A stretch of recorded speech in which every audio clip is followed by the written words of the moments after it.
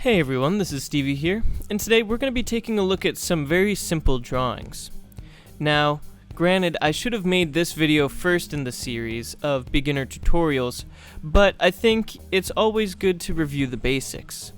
Now, these drawings have nothing complicated in them if you can't tell. They just have some rectangles and maybe a line that you have to use to cut out, but for the most part, they're pretty simple, and I feel like they're just a little decent exercise in how to actually comprehend these images and how to translate those into 3D objects.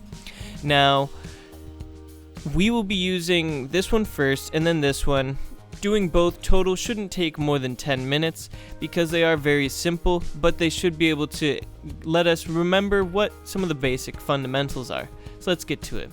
We'll start with this one right here, and if you can tell, the base, we'll start off with the base of a rectangle of 55 by 50. And so your units don't really matter because these are just concepts, so we'll just go down here to this plane, and we'll draw a rectangle of 55, hit tab, 50, and press enter. Now if we look at that, 55 is on the front face here if we want to orient it in the same way that the drawing is. So we will rotate this because we drew the 55 on this side, so we'll just rotate it so that way it's a little bit more in line with what we see here. Now we need to extrude this base by 10 millimeters. So we can press Q and select our face and then type in 10 and press OK. Now we can shift and middle click to orbit down a little bit and orient it kind of like how we see it in the drawing there. There we go. So now, if you can tell, there is no dimensions really for this rectangle here, but we don't necessarily need that.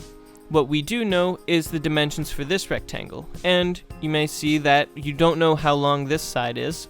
You only know how long this side is. Now that could indicate that it's a square, but we also know that right here, it's telling us that the distance from this side to this is 25. So that inherently tells us the length of this side here. Because what we can do is we know this entire length is 50, so all we have to do is type in 50 minus 25 and we'll get this length. So what we'll do is draw a rectangle, or a square actually because it is 25 by 25, in this corner and extrude it by 25, so it will be a cube. So we'll hit create a sketch. Select this top plane here, and we'll select our 2-point rectangle. We'll select one corner, and type in 25, tab 25, and then press Q. Actually, well, first we have to click, and then we can press Q, my bad. So, we will click on our face here, and we'll extrude that by 25 millimeters, and press enter. Now you can see here that this, now that we know that this side length is 25, this dimension right here is telling us the distance from this side to this side, or this face to this face really. And so since we don't have a dimension for this length, we know inherently that 25 minus 5 is the length, so it's going to be 20. Or we could type in 25 minus 5 in the program, and we'll do that. So it starts at this corner and goes to meet this edge, so we don't need to know the dimension or this length here. All we need to know is that it's 25 minus 5 in this direction and extruded up. So we'll create another sketch on this surface, and we'll click the 2-point rectangle, and we'll go all the way to this side like we said, and then we'll type in 25 minus 5 as our length, and we'll press enter. Now, to know how far we need to extrude it, you can see that this dimension here tells us that it's 15 away from the bottom. Now we know that the base itself is 10 millimeters tall, so all we have to do is 15 minus 10 to get this height right here.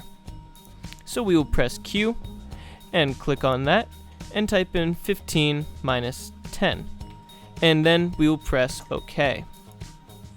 And so now you can see that looks pretty similar, if not identical, to the actual drawing. And so that is how we interpret the first one. It is pretty simple, and it only has some squares and rectangles, but we'll get into a somewhat more complicated one right now.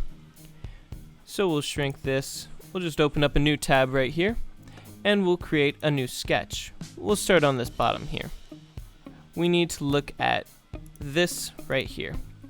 So first of all, we can tell that it has a base of 50 by 75, and it's extruded by 12. So we'll draw that first, and then we'll make all the modifications to it. So 50 by 75 and up by 12.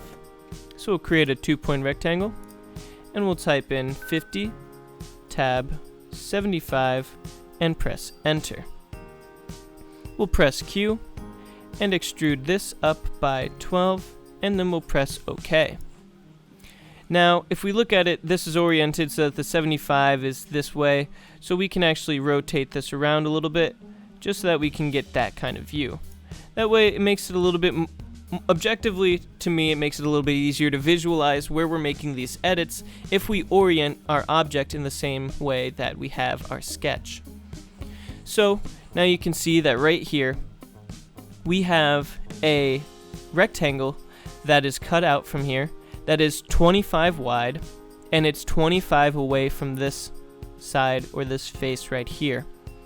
So all we have to do is use our Smart Dimensions tool along with our rectangle tool, and we can actually create this. So we just need to know that it's 25 by 12, and it's 25 millimeters away from this surface. So we'll do that real quick. Pretty easy. Let's go here and create a sketch. We'll select this surface. And now all we have to do is select any point on this edge, it doesn't really matter, and just draw it out. The dimensions don't matter because we're going to modify those right now. We'll click on Sketch Dimension right here, and select this, and we know that that needs to be 12, and we'll press Enter. And now we know that this side needs to be 25, so we'll type in 25 and press Enter. And now, to get that right distance, we are going to select this edge, and then select this one and bring it down and type in 25. Press enter once more, and now this is exactly in the same position as it is in here. So what we can do is press Q and select it, and then we can just drag it down and delete it. Or you could just type in -15 or whichever works for you. I prefer dragging it down because I like the way it looks, and press enter. And now we've got the base done, so we need to work on this piece right here. To me, the best way to approach this looks like we would draw a single rectangle, extrude that up, and then cut out the triangle from it. I think that's the most straightforward and easy approach to this problem. So we'll start by making a rectangle that is 25 wide, but 20 away from this edge right here. So we'll create a sketch, because the only dimension we know for sure is 25 wide, so we will hit tab and type in 25 and just press enter. Oh wait, Control Z, my bad, that's from the wrong position. We want to look at it this way. See, I was looking at it wrong. So we'll do that again.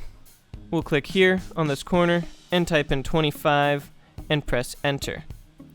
Now we need to get this distance from here to here to be 20. So we'll do that by using our Sketch Dimension tool. We'll click this and we'll click this line, and then we will type a distance of 20 and press enter. Now we need to extrude it by 25. So we'll press Q and select it and just type in 25 and press OK. Now we'll orbit down to the side here. To get this little triangle, we're actually going to use a construction line just to position it. So we see that the triangle starts 20 away from that rear edge there. So we'll draw a construction line, and then just it goes all the way down to the corner there, so it makes it nice and easy for us. So we will create a sketch on this surface here, this plane, and then we'll zoom in, and we'll click on line, and we'll click on construction line. Now we needed it to start 20 millimeters away, so we'll press enter there. And now we're going to select line once more, but we're going to deselect construction line. And now from this point, all you have to do is select there and the bottom left hand corner, and you're done. Press Q and select this, and then type in -20 25, and then press enter. And that way, we know that it is identical to the drawing that we have. So, that's all for now, guys. Thank you for watching. Please like and subscribe, and comment down below what you'd like to see me do next. I hope this was informative. I know it was pretty simple, but sometimes it is nice to get back to the basics. So, we'll see you in the next video.